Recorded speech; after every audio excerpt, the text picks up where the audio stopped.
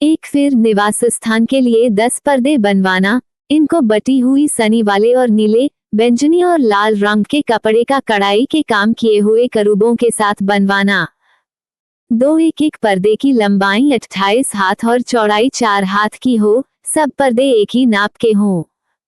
3-5 पर्दे एक दूसरे से जुड़े हुए हों, और फिर जो 5 पर्दे रहेंगे वे भी एक दूसरे से जुड़े हुए हों।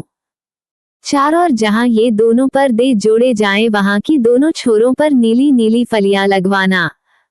5 दोनों छोरों में 50-50 फलियां ऐसे लगवाना कि वे आमने सामने हों।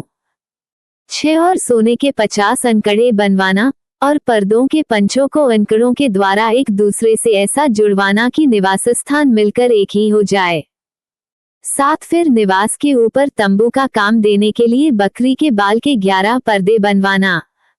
8 एक पर्दे की लंबाई 30 हाथ और चौड़ाई 4 हाथ की हो, 11 पर्दे एक ही नाप के हों। 9 और 5 पर्दे अलग और फिर 6 पर्दे अलग जुड़वाना, और 6वें पर्दे को तंबू के सामने मोड़कर दोहरा कर देना। 10 और 50 अंकड़े उस पर्दे की छोर में जो बाहर से मिलाया जाएगा और 50 ही अंकड़े दूसरी ओर के पर्दे की छोर में जो बाहर से मिलाया जाएगा बनवाना। 11 और पीतल के 50 अंकड़े बनाना, और अंकड़ों को फलियों में लगाकर तंबू को ऐसा जुड़वाना कि वह मिलकर एक ही हो जाए। 12 और तंबू के पर्दों का लटका हुआ भाग, अर्थात जो आधा पट रहेगा, वह निवास की पिछली ओर लटका रहे। 13 और तंबू के पर्दों की लंबाई में से हाथ भर इधर और हाथ भर उधर निवास के ढांकने के लिए उसकी दोनों अलंगों पर लटका हुआ रहे। 14 फिर तंबू के लिए लाल रंग से रंगी हुई मेधों की खालों का एक ओढ़ना और उसके ऊपर सुइसों की खालों का भी एक ओढ़ना बनवाना। 15 फिर निवास को खड़ा करने के लिए बबूल की लकड़ी के तख्ते बनवाना।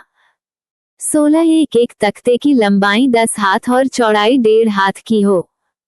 17 एक तख्ते में एक दूसरे से जोड़ी हुई 2 चूल्हे हों, निवास के सब तख्तों को इसी भांति से बनवाना। 18 और निवास के लिए जो तख्ते तू बनवाएगा उनमें से 20 तख्ते तो दक्षिण की ओर के लिए हों। 19 और 20 तख्तों के नीचे चांदी की 40 कुसिरियां बनवाना, अर्थात एक तख्ते के नीचे उसके चूल्हों के लिए 2 कुसिरियां। 20 और निवास की दूसरी अलंग, अर्थात उत्तर की ओर 20 तख्ते बनवाना। 21 और उनके लिए चांदी की 40 कुसिरियां बनवाना, अर्थात एक तख्ते के नीचे 2 कुसिरियां हों। 22 और निवास की पिछली अलंग, अर्थात पश्चिम की ओर के लिए 6 तख्ते बनवाना। 23 और पिछले अलंग में निवास के कोनों के लिए 2 तख्ते बनवाना। 24 और ये नीचे से 2 भाग के हों और दोनों भाग ऊपर के सिरे तक एक कड़े में मिलाए जाएं, दोनों तख्तों का यही रूप हो, ये तो दोनों कोनों के लिए हों।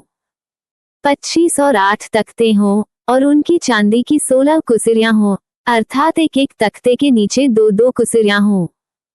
26 फिर बबूल की लकड़ी के बैंडे बनवाना, अर्थात निवास की एक अलंग के तख्तों के लिए 5। 27 और निवास की दूसरी अलंग के तख्तों के लिए 5 बैंडे, और निवास की जो अलंग पश्चिम की ओर पिछले भाग में होगी, उसके लिए 5 बैंडे बनवाना। 28 और बीच वाला बेड़ा जो तख्तों के मध्य में होगा वह तंबू के एक सिरे से दूसरे सिरे तक पहुंचे।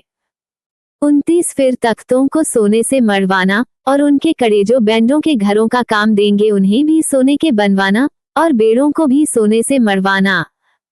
30 और निवास को इस रीति खड़ा करना जैसा इस पर्वत पर तुझे दिखाया गया है।